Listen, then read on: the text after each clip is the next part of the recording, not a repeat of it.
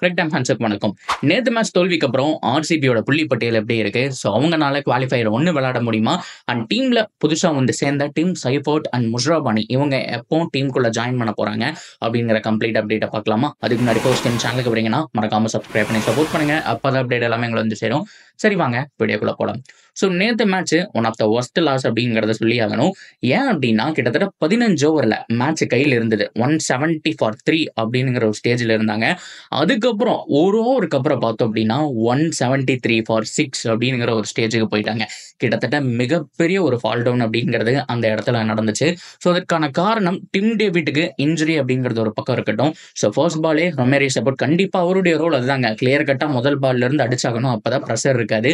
RCB கிட்ட ஒரு template இருக்கு, அது என்ன அப்படிங்கிறத நான் சொல்றேன். ஸோ அதே மாதிரி அவரும் அடிக்க ட்ரை பண்ணிட்டு அவுட் ஆகிட்டு போயிட்டாரு. ஸோ அதுக்கப்புறம் அந்த யாருனாலையும் ஒரு குர்னால் பாண்டியானாலேயோ மற்ற யாருனாலுமே ஃபினிஷ் பண்ண முடியாத ஒரு சுச்சுவேஷன் இப்போ மறுபடியும் கிளியரா தெரியுது. ஸோ கேப்டன் பட்டிதர் மேல மிகப்பெரிய ஒரு ப்ரெஷர் இருந்துட்டே இருக்கு. நேற்று மேட்ச்ல ஒரு கேப்டன் இல்லை அப்படின்னா கூட ஸோ அவருடைய அந்த பேட்டிங் ஃபார்ம் அப்படிங்கிறது கேள்விக்குறி. ஒன்று இன்ஜுரி அப்படின்னா ஃபுல் ஃப்ளோயிங்காக வந்துட்டு அவர் ஆட ட்ரை பண்ணணும். அப்படி இல்லை அப்படிங்கிற பட்சத்தில் ஸோ வெளியில உட்காந்துட்டு ஒருத்தன் ட்ரை பண்ணலாம். ஏன்னா இன்ஜுரியோட அவர் வந்து கஷ்டப்படுறதை நம்மளால பார்க்க முடியுது. அவரால் கிளீன் ஹிட் போகவே முடியல.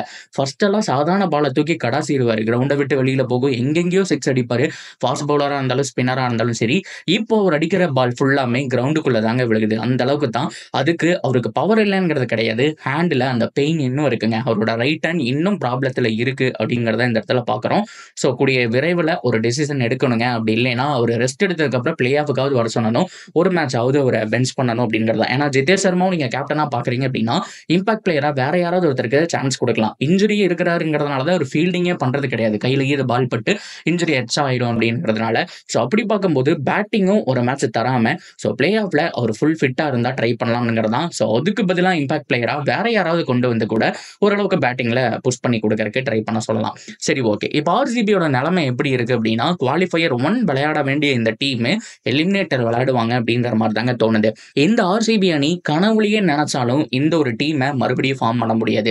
ஒரு டீசென்டான செம்மையான ஒரு பேட்டிங் யூனிட், செம்மையான ஒரு பவுலிங் யூனிட், மிடில் ஆர்டரும் வந்துட்டு பக்காவா இருக்கு, எல்லாமே அமைஞ்சிருக்கு, ஃபீல்டிங் யூனிட்டும் நல்லா இருக்கு. அப்படி பார்க்கும்போது மறுபடியும் எலிமினேட்டர் விளையாண்டாங்க அப்படின்னா எலிமினேட்டர் விளையாண்டதுல இருந்து 3 மேட்ச் கணக்கு. எலிமினேட்டர்ல ஜெயிக்கணும், அதுக்கப்புறம் குவாலிஃபயர்ல 2 ஜெயிக்கணும், அதுக்கப்புறம் ஃபைனல் போனா ஃபைனல்லே ஜெயிக்கணும். கண்டிப்பா ஏதாவது ஒரு இடத்துல மாட்டிடுச்சு அப்படின்னா வெளியில தாங்க. லாஸ்ட் 5 சீசன் பார்த்தோம் அப்படின்னா அவங்க குவாலிஃபை ஆயிருக்கிறதுங்கிறது உண்மைதான். ஆனா எல்லா தடவையும் எலிமினேட்டர்ல வெளியில வந்திருக்காங்கங்கிறதும் உண்மையான ஒரு விஷயம். இதையும் இந்த ஒரு ஸ்டாட்ஸையும் நம்ம பார்க்கணும். ஸோ எலிமினேட்டர் ஆர்சிபிக்கு ஆகாது. இதே குவாலிஃபயர் 1 ஆடிட்டாங்க அப்படின்னா ஸோ தோத்தா ஒரு வாய்ப்பு, ஜெயிச்சா ஃபைனலில் போய் கொண்டுக்கலாம். அந்த மாதிரியான ஒரு சுச்சுவேஷன் தான். இப்போ ஹேஸ்லுட் இல்லாதது டீமை செம்மையா பாதிக்குது. அவர் வருவாரா வரமாட்டாராங்கிற அப்டேட் எல்லாம் நிறைய பேர் கேட்டிருக்கீங்க. சத்தியமா இந்த வீடியோ ரெக்கார்ட் பண்ற வரைக்கும் எனக்கே தெரியலன்னு சொல்லி ஆகணும். கூடிய விரைவில் அவரோட ரோல் கன்ஃபார்ம் ஆனாதான் வருவாரா இல்லையாங்கிறத பொறுத்து உடனடியாக நம்ம பவுலர்ஸை இறக்கி விட முடியும். என்னதான் முஷ்ராபானி இந்த மாதிரியான பவுலர்ஸ் எல்லாம் எடுத்தாலுமே எல்லாருமே இன்எக்ஸ்பீரியன்ஸுங்க. டைரக்டா பிளே ஆஃப்ல நல்லா போட்டா பிரச்சனை கிடையாது. அடி வாங்கிட்டாங்க அப்படின்னா அவங்களுடைய கரியரே முடிஞ்சு போயிடும். அவ்வளோதானே, இந்த பவுலர் அடி வாங்கினவன் தானே அப்படிங்கிற மாதிரி நெக்ஸ்ட் ஆக்ஷன்ல கூட பிக் பண்ண மாட்டாங்க. ஸோ இதெல்லாமே வந்துட்டு ஃபர்ஸ்ட் ஆஃப் ஆல் நம்ம அதை ஃபிக்ஸ் பண்ணியே ஆகணுங்கிற ஒரு சுச்சுவேஷன்ல இருந்துட்டு இருக்காங்கன்னு சொல்லி ஆகணும். ஸோ இப்போதைக்கு நேற்று மேட்ச் தோத்ததுக்கு மெயின் காரணம் பவுலர்ஸ் தான் நான் சொல்லுவேன். ஸோ ஓரளவுக்கு டீசெண்டா எல்லாருமே போட்டாலுமே ஹேஸ்லுட் இல்லாதது பாதிக்குது. கிட்டத்தட்ட ஒரு 25-30 ரன் ஜாஸ்தி கொடுத்துட்டாங்க. 40 ரன் வித்தியாசத்துல தோத்துருக்காங்க அப்படிங்கிறத நம்ம பார்க்கும்போதே கிளியர் கட்டா தெரிஞ்சுட்டு இருக்கு. சரி ஓகே, இப்போதைக்கு அவங்க எலிமினேட்டர் விளையாடாம தப்பிக்கணுங்க. அதுக்கு என்ன பண்ணணும்னா கண்டிப்பா அதுக்கு பஞ்சாபுடைய உதவி தேவை. அவங்க மீதி இருக்கிற 2 மேட்ச்ல 1 தோத்தாகணும் அப்படிங்கிற ஒரு சுச்சுவேஷன். 2மே தோத்தா ஆர்சிபிக்கு இன்னும் பெட்டர். ஆனா குறைஞ்சபட்சம் 1 தோத்தா ஆர்சிபி மீதி இருக்கக்கூடிய கேமை நல்ல நெட் ரன் ரேட் வித்தியாசத்துல ஜெயிச்சா, அதாவது ஒரு 60-70 ரன் வித்தியாசத்துல ஜெயிச்சா அவங்க டாப்ல போறதுக்கான சான்ஸ் இருக்கு. பஞ்சாப் 1 தோத்தாலுமே ரன் ரேட் அப்படிங்கிறது ரொம்ப முக்கியம். இன்னொன்னு ஜிடிக்கு ஒரு கேம் இருக்கு சிஎஸ்கே அகைன்ஸ்டா. அவங்க கூட தோத்தாலும் ஆர்சிபிக்கு ஒரு அவுட் சைட் சான்ஸ் அப்படிங்கிறது இருக்கு. குவாலிஃபயர் 1 மட்டும் போயிட்டாங்கன்னா அவங்களுக்கு எந்த விதமான ப்ராப்ளமும் இல்லை. இதுவே எலிமினேட்டர் விளையாண்டாங்கன்னா 3மே பவர்ஃபுல் டீமே. ஸோ பவுலர்ஸும் நம்ம கிட்ட சொதப்பல்ல இருக்கும்போது கண்டிப்பாக மாட்டிக்குவாங்க. ஸோ இப்போதைக்கு பிளே ஆஃப் எல்லாம் ஓரளவுக்கு எல்லா டீமுமே சூப்பராக இருக்காங்க அப்படின்னா கூட ஆர்சிபியும் தடுமாறுறாங்க. மற்ற டீமுக்கும் உங்களுடைய க்ரூசியல் பிளேஸ் கிளம்ப ஆரம்பிச்சிட்டாங்க. மும்பை இந்தியன்ஸை பொறுத்த வரைக்கும் சூப்பராக இருக்கிற மாதிரி இருக்கு. அவங்களே 3 ரிப்ளேஸ்மெண்ட்டை எடுத்து வச்சிருக்காங்க. கிளசன் வந்திருக்காரு. ஸோ இன்னும் பார்த்தோம் அப்படின்னா ஜானி பெஸ்ட் வந்திருக்காரு.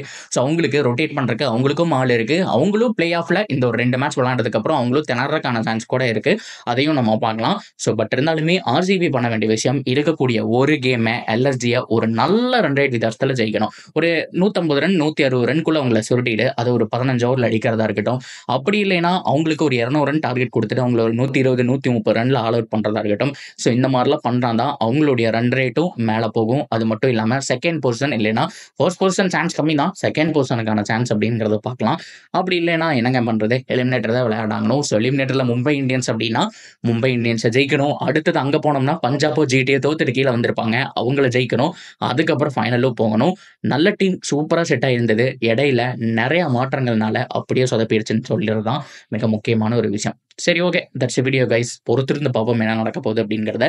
ஸோ மேலும் ஹேசல்வுட் பற்றி அப்டேட் ஏதாவது நான் டக்குன்னு கவர் பண்ணுறேன். இதை பற்ற கருத்துக்கள் நீங்கள் தாராளமாக கமெண்ட்டில் சொல்லலாம். தொடர்ந்து அப்டேட்டுக்கு நம்ம சேனலோட இணைச்சிருங்க.